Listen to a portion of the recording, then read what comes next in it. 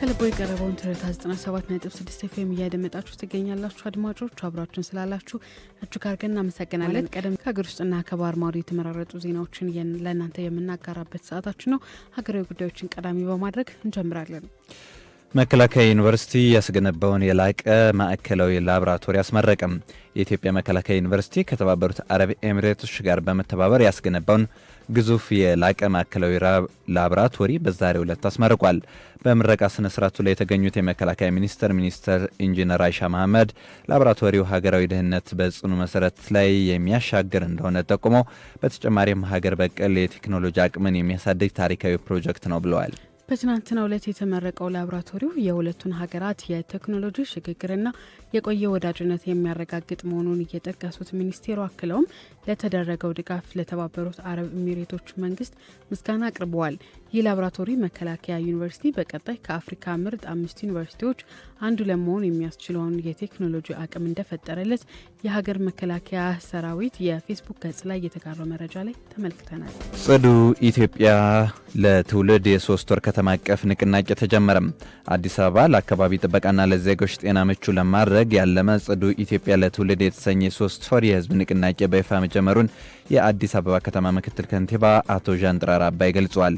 በንቅናቄ ማስጀመሪያው ላይ ባደረጉት ንግግር አዲስ አበባ በአፍሪካና የዲፕሎማቲክ ማዕከልነቷን ያወሱት ምክትል ከንቲባው ይህንን የከተማዋን ክብር የሚመጥን የአካባቢ ጥበቃ ስራ ለማከናወን ሌት ተቀን ጥረት እየተደረገ ይገኛል ብለዋል። ንቅናቄው በዋናነት በፕላስቲክ በአደገኛ ቆሻሻና በድምጽ ብክለት ቁጥጥር ላይ ትኩረት አድርጎ እንደሚሰራ የጠቆሙት አቶ ዣንጥራራ የመርሃ ግብሩን ስኬት ለማረጋገጥ ነዋሪዎች፣ በጎ ፈቃደኞችና የመገናኛ ብዙሃን አጋርነታቸውን እንዲያጠናክሩ ጥሪ አቅርበዋል።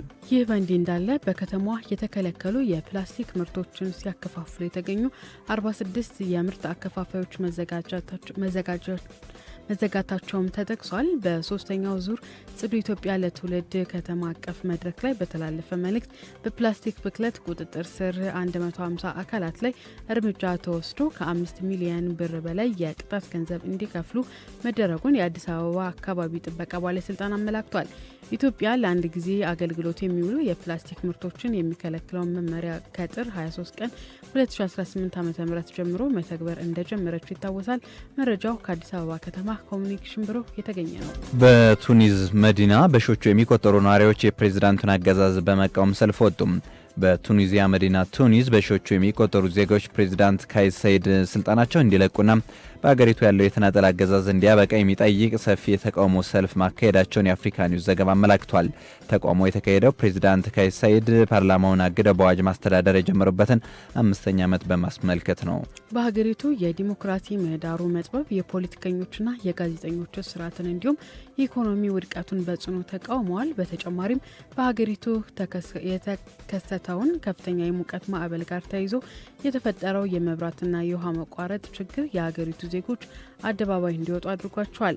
ፖሊስ ሰልፉን ለመበተን ጥረት ቢያደርግም ተቃዋሚዎች የሰብአዊ መብቶች እንዲከበሩና የታሰሩ የፖለቲካ አመራሮችና ጋዜጠኞች በአስቸኳይ እንዲፈቱ መጠየቃቸውም ጠቅሰዋል። በመጨረሻም እንግሊዝ ጥገኝነት ጠያቂዎችን በተመለከተ አሰራሯን ማዘመኗን ገለጸች። የብሪታንያ መንግስት የውጭ ሀገር ዜጎች ዜግነትን ለማግኘት ማመልከቻ ከማስገባታቸው በፊት በሀገሪቱ ውስጥ ሊኖራቸው ስለሚገባው የቆይታ ጊዜ ዝርዝር ማብራሪያ ሰጥተዋል። በወጣው መመሪያ መሰረት አመልካቾች የብሪታንያ ዜግነትን ለማግኘት ማመልከት የሚችሉት በሀገሪቱ ውስጥ ቢያንስ ለ5 ዓመታት የኖሩና ቋሚ የመኖሪያ ፍቃድ ካገኙ በኋላ ቢያንስ ለ12 ወራት የቆዩ ከሆኑ ብቻ ነው ተብሏል። ይሁን እንጂ ከብሪታንያ ዜጋ ጋር በትዳር የተጣመሩ ከሆነ የ3 ዓመታት የቆይታ ጊዜ መስፈርቱን ካሟሉና የቋሚ መኖሪያ ፍቃድ ካላቸው 12 ወራት መጠበቅ ሳያስፈልጋቸው ወዲያውኑ ማመልከት እንደሚችሉም ተገልጿል። አመልካቾች ከቆይታ ጊዜው በተጨማሪ የቋንቋና ሌላ መሰል ፈተናዎች ማለፍ እንዲሁም መልካም ስነ ምግባር ሊኖራቸው እንደሚገባም ተመላክቷል። አድማጮች አብራችሁን ስላላችሁ እጅግ አድርገን እናመሰግናለን። ሀሳብ አስተያየቶቻችሁ እየደረሱ ነው። 0116ን በማስቀደም 684622 እንዲሁም 663582 ላይ ደውሉልን። 9760 ደግሞ የአጭር የጽሁፍ መልእክት ለሚቀናችሁ የተሰናዳ ነው። በሱም በኩል እኛ ማግኘት ትችላላችሁ። የኢሳት አጋሮች አሉን። አንደኛው ሀገራችን እናት ባንክ ነው።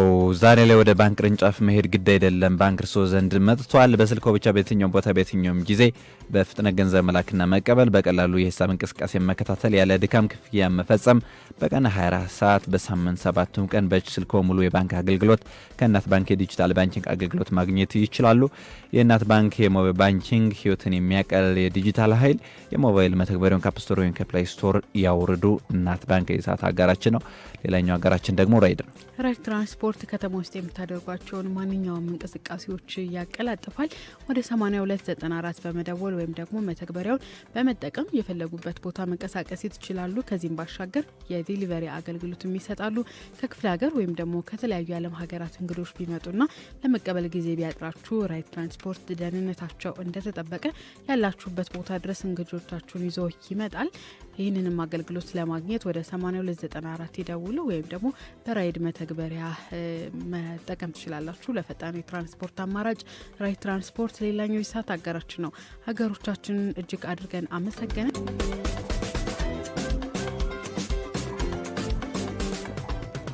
አድማጮች አብራችሁ ስላላችሁ እጅግ አድርገን እናመሰግናለን። መልእክቶችን አዳምጠን የሰዓቱ ወጃውን ተከታትለን ነበር ተመልሰን የተገናኘ ነው።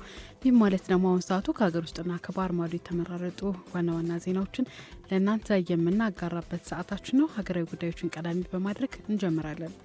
ኢትዮጵያ ዓለም አቀፍ የወርልድ ፐብሊክ ጉባኤን ማስተናገድ ልትጀምር መሆኑ ተገለጸ። ኢትዮጵያ ዓለም አቀፍ የወርልድ ፐብሊክ ጉባኤ ከሐምሌ 22 2018 ዓ.ም ልታስተናግድ መሆኑ ተገልጿል። ጉባኤው ለ2 ቀናት የሚቆይ ሲሆን አዲስ ዓለም የጋራ ነገ በሚል መሪ ቃል እንደሚካሄድ የካፒታል ጋዜጣ መረጃ ያሳያል። ጉባኤው ዓለም አቀፍ ወቅታዊ ተግዳሮቶች፣ የመሰረተ ልማት እጥረቶችና በዓለም አቀፋዊ ተግባባው ክፍተቶችን አፍሪካ እንደ አህጉር የገጠመው ስልታዊ ሀብቶች ክፍተቶች ላይ እንደሚመክር ተጠቁመዋል። በጉባኤው ዲፕሎማቶች፣ የመንግስት ባለስልጣናትና ከ54 የአፍሪካ ሀገራት የሲቪል ማህበራት ተወካዮችን ጨምሮ ከ700 በላይ ተሳታፊዎች እንደሚገኙም ተጠቁሟል። በኢትዮጵያ የሚካሄደው ጉባኤው እውነተኛ ሉዓላዊነት፣ የምግብ ስርዓት፣ ስነ ምግባር የተሞላበት የሰው ሰራሽ አስተውሎት አጠቃቀምና ዘላቂ መሰረተ ልማት ጉዳዮች ላይ እንደሚመክሩም ይጠበቃል። ባለፉት 5 ዓመታት ውስጥ ከ84.4 ሚሊዮን በላይ ዜጎች የንጹህ መጠጥ ውሃ ተጠቃሚ መሆናቸውን የውሃና ኢነርጂ ሚኒስቴር አስታወቀም። በኢትዮጵያ የንጹህ መጠጥ ውሃ ተደራሽነት 75.59 በመቶ መድረሱም ተጠቁሟል። ባለፉት 5 ዓመታት በውሃና ኢነርጂ ዘርፍ የተከናወኑ ውጤታማ ተግባራት ተጨባጭ ለውጥ ማስገኘታቸውን የውሃና ኢነርጂ ሚኒስቴር ባለፉት 5 ዓመታት ውስጥ በውሃና ኢነርጂ ዘርፍ የተከናወኑ ውጤታማ ተግባራት ተጨባጭ ለውጥ ማስገኘታቸውን የውሃና ኢነርጂ ሚኒስትር ኢንጂነር ሀብታሙ ኢተፋ ገልጸዋል። ሚኒስተሩ ባለፉት ዓመታት በዘርፉ ለተመዘገቡ ስኬቶች አስተዋጽኦ ላበረከቱ አካላት እውቅናና የምስጋና መርሃ ግብር ማካሄዱን ኢዜአ አመላክቷል። የውሃና ኢነርጂ ሚኒስትር ኢንጂነር ሀብታሙ ኢተፋ በዘርፉ ለተመዘገቡት ውጤቶች በመንግስት አካላት፣ በክልል ተቋማትና በልማት አጋሮች የተቀናጀ ጥረት ትብብር መሆኑንም አንስተዋል። በከርሰ ምድር ውሃ ልማት ዘርፍ የ87.5 በመቶ አፈጻጸም መዝገቡንም ጠቁመዋል። በኢነርጂ ዘርፍ የታላቁ የኢትዮጵያ ህዳሴ ግድብን ጨምሮ ታላላቅ የኃይል ማመንጫ ፕሮጀክቶች የኤሌክትሪክ አቅምን ማሳደጋቸውም ተገልጿል። የተመዘገቡትን ስኬቶች ለማስፋትና የዜጎችን ተጠቃሚነት ይበልጥ ለማሳደግ የሚመለከታቸው አካላት መካከል ጠንካራ ትብብር ሊቀጥል እንደሚገባም አሳስበዋል።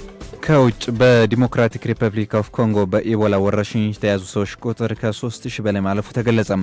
በዲሞክራቲክ ሪፐብሊክ ኦፍ ኮንጎ የተከሰተው የኢቦላ ወረርሽኝ ስርጭት እየተባባሰ መምጣቱን ተከትሎ በወረርሽኙ የተያዙ ሰዎች ቁጥር 3075 መድረሱ ተገልጿል።